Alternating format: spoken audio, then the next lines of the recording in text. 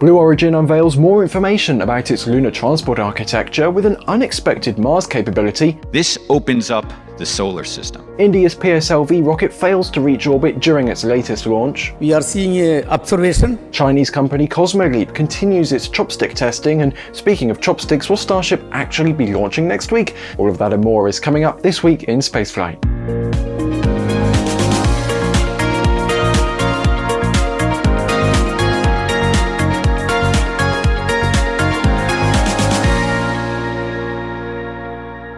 Another week means there have been a few more moon-related stories, so once again let's discuss our celestial companion. We'll start with the big lunar news, and that is Blue Origin releasing more information about their lunar architecture. That information in particular was provided at the 2025 spring meeting of the Lunar Surface Innovation Consortium by John Caloris, Senior Director and Senior Vice President of Lunar Permanence at Blue Origin. That is to say, he's the second in command at Blue's lunar program. During his roughly 30-minute talk at the meeting, he went through all the vehicles the company is developing for its lunar program and the recent progress in that division. As you may remember, Blue is developing two landers, Blue Moon Mark 1 and Blue Moon Mark 2. Mark 1 is roughly the same size as the Apollo lunar module, but it's just for cargo. It's not meant to carry humans, which is a task suited for the Mark 2 lander. It can, however, land up to 3 metric tons of cargo on the lunar surface. Blue Moon Mark 2 is Blue's solution for NASA's human landing system within the Artemis program. It is the lander that the company submitted to the agency to land humans on the moon, and that, at least as of today, is supposed to be used on Artemis 5, but given recent budgetary shifts, we'll just have to wait to see whether that mission actually remains or not. Mark 2 can also be modified for cargo missions, and in that form it can carry up to 20 metric tons to the lunar surface if they want to reuse it afterwards, or up to 30 metric tons if they want to just leave it forever on the moon. Caloris said the company has made great progress on the development of the Mark 2 lander, and that we should expect an update from Blue about it in the coming months, which will also include upgrades made to the lander. As we've previously discussed at NSF, Blue intends to fly an early version of the Blue Moon Mark 1 lander to the moon this year, and Caloris once again emphasised this during the meeting. The timelines have shifted though. Last year, documentation submitted by Blue suggested a launch of the Mark 1 lander around March of 2025, and well, now it seems it might not be until the full time frame, but still this year. Caloris said in his presentation that the BE-7 engine that will power the Mark 1 lander is currently under construction, but it should be completed soon and integrated onto the vehicle in the late summer. He also said that the first Mark 1 vehicle is nearing the end of its manufacturing and will soon be sent to NASA's Johnson Space Center in about 6 weeks for a round of thermal vacuum testing. As for launch, he says that would come, quote, a few months after that. We'll just have to wait and see what a few months actually translates to. He also explained during the talk that Blue is building 2 initial Mark 1 lander prototypes. Once they fly those, they intend to manufacture and fly more of them on a regular basis, roughly every 6 to 8 months. Now, thankfully for Blue Origin, the Mark 1 lander only needs one single launch of New Glenn. The lander already launches fully fueled into low Earth orbit, and from there it heads towards the moon. But the Mark 2 lander will need on-orbit refueling in order to travel from low Earth orbit to lunar orbit, descend to the lunar surface, and then go back up to lunar orbit. Enter Blue Origin's transporter spacecraft. During his speech, Caloris unveiled a new design for this transporter than the one that we saw about 2.5 years ago when Blue was selected for NASA's human landing system. According to him, the new design now includes 7-meter diameter tanks using the same tooling that's used for New Glenn's propellant tanks, which allows for cheaper and faster manufacturing of the spacecraft. Blue's transporter spacecraft is intended to be launched into low Earth orbit and subsequently refueled with excess propellant from multiple New Glenn second stages. Once full, it travels to lunar orbit, where it meets the Mark 2 lander and refuels it, so it can land on the moon and head back up to lunar orbit. To be able to store both liquid hydrogen and liquid oxygen for long periods of time in both the transporter's tanks and the Mark II lander's tanks, Blue Origin is developing a zero boil-off technology. As the name implies, that's a technology that allows these spacecraft to not lose a single drop of cryogenic propellant to boil off, keeping them cool for long periods of time and essentially making them storable propellants. During the talk, Colores stated that Blue has already begun testing this zero boil-off technology at their test facility in Washington State, where they've demonstrated being able to hold liquid hydrogen at 20 Kelvin and liquid oxygen at 90 Kelvin. He also explained that a prototype of the system was put in a thermal vacuum chamber a couple of weeks ago, and that by June they'll be able to show that both cryogenic hydrogen and oxygen can be used as storable propellants. If all goes well, a flight unit of this system should start testing by December. Another important piece of information during this talk was also the capabilities of this transporter spacecraft. Colores explained that in the current design, the transporter should be able to carry roughly 100 metric tons from low Earth orbit to lunar orbit. These 100 tons could be fully comprised of propellant and payload, or just payload. What's even more interesting though are the other roles this transporter could serve. He said that if modified for deep space communications, the transporter could carry up to 30 metric tons from low Earth orbit all the way to Martian orbit.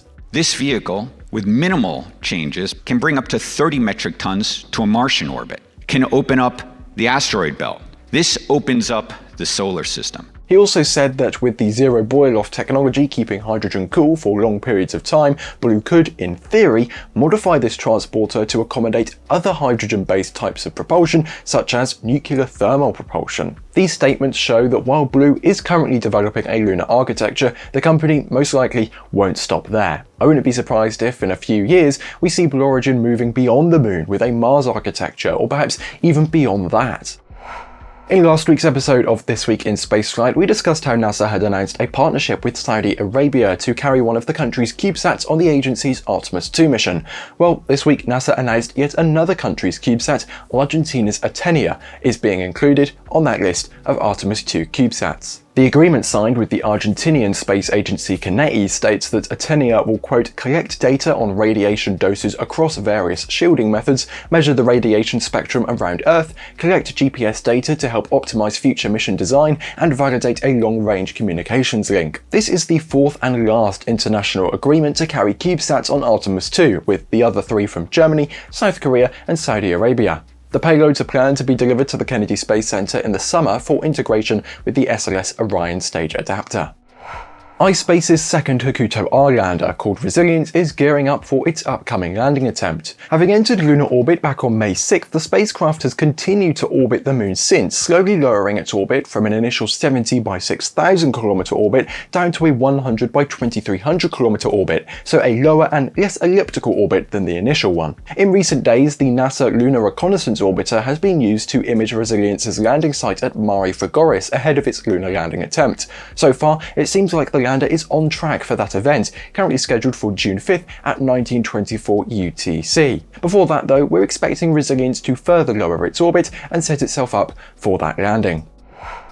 Back in March, Firefly's Blue Ghost became the first privately developed spacecraft to successfully land on the moon, in a stable orientation. The company is now hard at work building the next Blue Ghost lander, as well as the company's own Electron transfer vehicle that will be used on the next mission. Firefly revealed more progress this week on the construction of these items at its rocket launch facility in Central Texas. The company also announced this week that as part of its second Blue Ghost mission, it will carry as one of its payloads a lunar rover for the United Arab Emirates Mohammed bin Rashid Space Center, adding quite a large payload to the long list of payloads already set to fly on this mission. In just a few short years, the space community will get a unique opportunity to study an asteroid up close. In 2029, asteroid Apophis will pass within 32,000 kilometers of our planet's surface. That's closer than geostationary orbit. But even though we definitely 100% know for sure it won't be a threat to Earth, it's still a very interesting object to study, and getting to know it a little bit better might ultimately help humanity in defending Earth against asteroids that will collide with our planet. But scientists don't want to just take the opportunity to study the asteroid with telescopes from our planet's surface. They want to get a front row seat and study up close how the asteroid strains and deforms under the tidal forces from Earth's gravity. To this end, the European Space Agency is working on its Ramses mission. That's short for Rapid Apophis Mission for Space Safety. Ramses will arrive at Apophis before its close encounter with our home planet. The spacecraft will carry 2 CubeSats along for the ride, and this week ISRO announced that it has selected the Spanish company EMSIS to help build one of them. This CubeSat might be small, but it has been awarded the monumental task of landing on Apophis.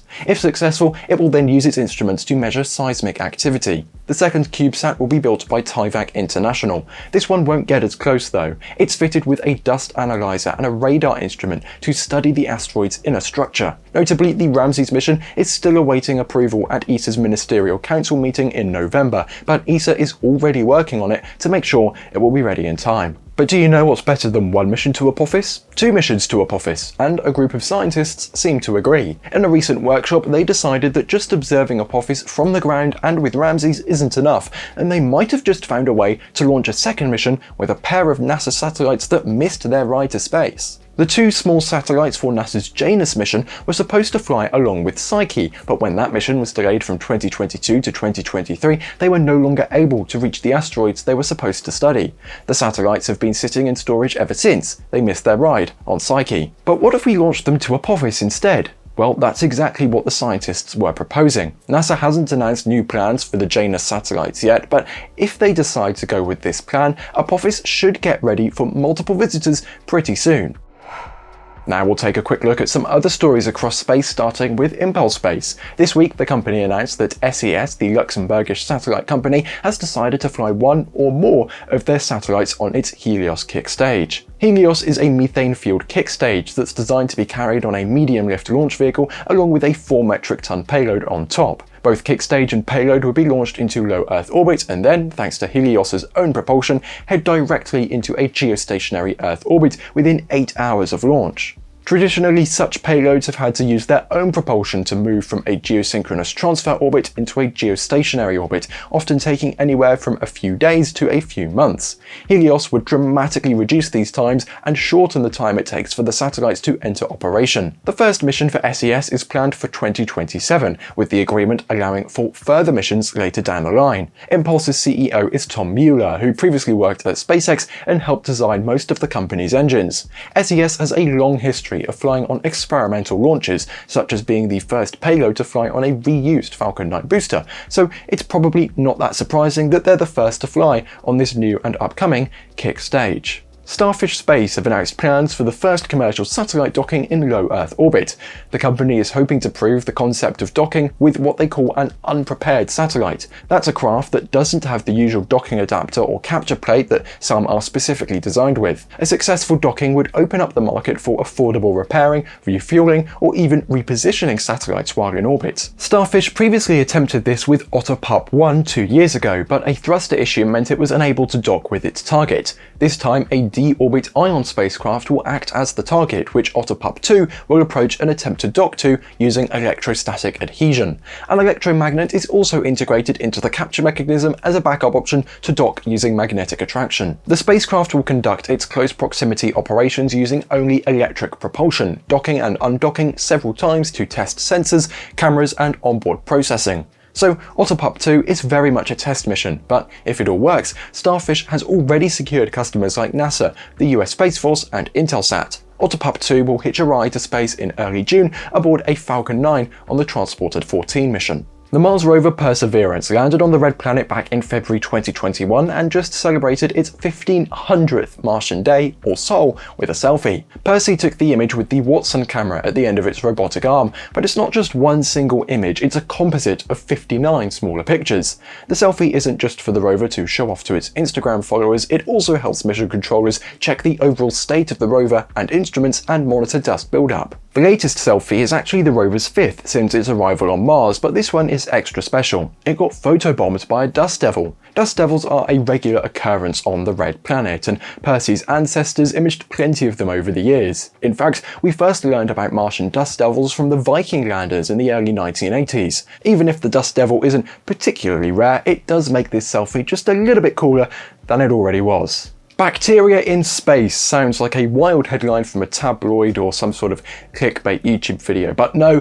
it's a very real thing. Scientists have found a new strain of bacteria on the Chinese Tiangong space station. The bacteria were found on a sample taken by the Shenzhou 15 astronauts in 2023 and returned to Earth. The scientists named this bacteria, bear with me on this one, Nyalia tiangonggensis, after Tiangong, obviously. The bacteria are related to Nyalia circulans, which is a common bacteria on Earth that resides in soil, sewage, and also food. You don't want to get too close because it's known to cause sepsis in immunocompromised patients. I do apologise if you were just eating your lunch. Compared to the Earth strain, the Tiangong strain developed adaptations to help survive the space environment. We don't yet know whether this new strain can harm people, but studying it can help us learn how to protect future astronauts from space-adapted bugs. This isn't the first time space-adapted bacteria has been found. 4 new strains of antibiotic-resistant bacteria were found on the International Space Station in 2018, and astronauts are still collecting samples regularly, so we might continue to find more strains of extra-hardy bacteria as we continue to explore space. Chinese startup CosmoLeap has tested the attitude control system for its forthcoming Yuxian-1 rocket, also known as the Leap-1. These reaction control thrusters are essential for orientation in flight. In March, CosmoLeap completed joint testing of the YF-209 engine with the Academy of Aerospace Liquid Propulsion Technology. 9 of these will power the vehicle, burning liquid methane and liquid oxygen and generating 80 tons of thrust. They're designed for reusability and can be restarted multiple times with up to 30 reuse cycles. In case you're thinking we've just switched to our Starbase Live cameras, this is CosmoLeap's recovery tower, complete with chopstick catch arms. Just like Starship's Super Heavy booster, the first stage is planned to return to the tower and settle on the arms via 2 pins. CosmoLeap has been testing this infrastructure since January, you might remember our video, completing a series of drop tests with a simulation rocket body. These tested the cushioning mechanism and the dynamic stress on the structure of the tower. However, the Leap-1 is considerably smaller than Starship. At 75 meters, it's only 5 meters taller than a Falcon 9 and slightly wider at 4 meters in diameter. The rocket may take its maiden flight later this year, with a catch attempt most likely next year. You can be sure we'll be keeping a close eye on its progress. Now let's take a look at the space traffic of the week and see what's coming up next week in spaceflight. We started off the week with a Juche-2E launch on May 17th. The methane-powered rocket from Chinese company Landspace lifted off from Zhouchen, carrying 6 satellites into sun-synchronous orbit. The payloads were a mix of 3 Earth observation satellites and 3 technology demonstration satellites, all developed by Space-T for various Chinese universities. This was the second launch of Juche-2's enhanced variant. That's where the E comes from. This version features an upgraded second stage that uses a common dome between its 2 propellant tanks, saving some mass. That same stage also sports a new engine that's capable of relighting in space. But the rocket that flew this week featured some additional upgrades compared to the Juche-2E that launched last November. I guess the name Juche-2E was passed over. One change that is very obvious from the outside, the fairings are larger. What's more, the first stage was outfitted with more powerful engines, adding an additional 12 tons of thrust at liftoff. The mission's first orbit took the rocket over the western United States, where it dumped some fuel.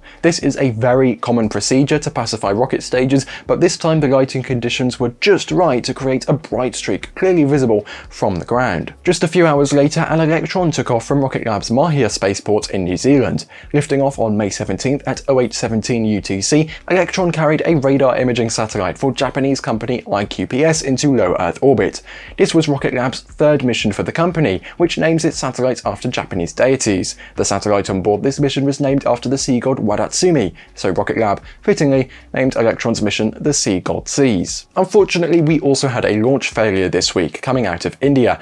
On May 18th at 29 past midnight Universal, ISRO's PSLV XL rocket lit its solid first stage at the Satish Dhawan Space Center to launch a radar reconnaissance satellite into sun-synchronous orbit, but it never made it that far. The first phases of flight went well, but during the 3rd stage burn, the rocket's telemetry showed that something had gone seriously wrong. According to the Indian Space Research Organisation, the pressure dropped in the 3rd stage solid motor, and the agency is now investigating what exactly went wrong. This is the 3rd failure in the PSLV's history, which has flown a total of 63 missions since 1993 and is considered the workhorse by many of the Indian space program. The incident broke a streak of 21 successful launches since the rocket's previous failure in 2017. Back in China, we had the launch of Galactic Energy Ceres 1S on May 19th. The rocket was loaded with 4 Internet of Things communications satellites destined for low Earth orbit. The offshore launch was conducted from the Dongfeng Tiangong barge, which was positioned in the Yellow Sea just off the coast of the city of Shijiao. Back on dry land, another rocket lifted off from China the following day. A Changzheng 7A lit its 6 YF-100 engines on May 20th and lifted off from the Wenchang Space Launch Site at 11:50 UTC. The payload on this mission was a classified communications satellite destined for geostationary orbit. On May 21st, a Falcon 9 took to the skies in Florida to launch another batch of Starlinks. The mission added 13 Starlink direct-to-cell satellites and 10 V2 mini-satellites to the Internet constellation. The booster for this mission was a rookie on debut, B-1095. Though inexperienced, it performed its mission effortlessly and landed successfully on SpaceX's drone ship Just Read the Instructions. Later that day, yet another mission lifted off from China. This time, a Lishan 1, also known as Kinetica 1, carried 6 satellites into sun-synchronous orbit. Among these payloads were some commercial Earth observation satellites. The mission was conducted from Zhouchen with T0 at 0405 Universal on May 21st. China's busy week of traffic continued in orbit as there was a spacewalk on China's Tiangong space station on the 22nd. The extravehicular activity was performed by Chen Dong, who stepped outside of the station for the 4th time in his career, and Chen Zhongri, who performed his very first EVA. During the activity, the pair installed a space debris shield. They also inspected and disposed of some equipment. The two wrapped up their EVA after roughly 8 hours at 0849 UTC. Next, a Soyuz 2.1B rocket lifted off from the Plesetsk Cosmodrome in Russia on May 23rd around 0700 Universal. Unfortunately, we don't know much more about this classified mission or its payload. Russian official news have only confirmed that a satellite for the Russian Ministry of Defense was launched on this mission, so that's pretty much all we know about the payload. And from Tiangong to the International Space Station, the Dragon on the CRS-32 resupply mission undocked from the Harmony Module Zenith or space-facing port on May 23rd at 1605 Universal. The capsule arrived at the station about a month ago, delivering science payloads and restocking the astronaut supplies with 1,262 tortillas and other food supplies. Dragon's departure was delayed by a day following bad weather in the recovery zone. Splashdown off the coast of California is now expected for May 25th at 0545 UTC. If you're watching around the time of publication, keep an eye out as there is supposed to be a Starlink launch out of Vandenberg delivering 27 V2 minis into low Earth orbit. Check out our Next Spaceflight app and website for the latest on this mission. It's the closest we've got to a crystal ball, at least when it comes to launches, and it's completely free online on iOS and on Android. Next week, Rocket Lab is planning to launch another Electron mission from Mahia. The mission is titled Full Stream Ahead, and the payload will be the second of 5 Black Sky Generation 3 imaging satellites. We're also expecting the Tianwen-2 mission to launch from China next week. Tianwen-2 is an asteroid sample return mission that will attempt to bring back some material from near-Earth asteroid Camo-11. Once it has done that, the spacecraft is set to move on to a main belt comet called 311P Pan-STARRS and study it up close. Astronomers famously good at naming. As always, next week's schedule is packed with Starlink missions, with 2 from the East Coast and 2 from the West Coast. One of the West Coast launches will be the first of Starlink Group 17, which is interesting because it will be the first Starlink in over 2 years to fly pretty much directly south. Finally, it looks like we might also get a Starship launch next week. Yes, I know we said that last week, but in our defense, we also said it seemed as if things weren't really ready. At the time, SpaceX had already acquired a launch license, but they were still waiting for the FAA to either complete the mishap investigation into Flight 8 or issue a public safety determination. The latter finally came through this Thursday, May 22nd, so from a regulatory perspective, Starship is good to go. The latest hazard notices show the launch is currently planned for no earlier than May 27th, with the launch window opening at 23:30 UTC, that's 18:30 local time, so a couple of hours prior to sunset. This week, SpaceX rolled Ship 35 back out to the Massey's test site once again for further pre-launch testing, and after an initial scrubbed attempt, the company finally performed a spin prime of the vehicle's engines. The vehicle has since rolled back to Mega Bay 2 for pre-launch preparations. Stay tuned for more updates on the channel via our upcoming Starbase update episode, our countdown to launch streams, and our live launch day coverage. That coverage will start about 12 hours prior to the opening of the launch window with a stakeout stream, and will be followed at L-4 hours with the dedicated launch livestream. And that was yet another week of Spaceflight news. I've been Caton for NSF, thanks for watching, and goodbye.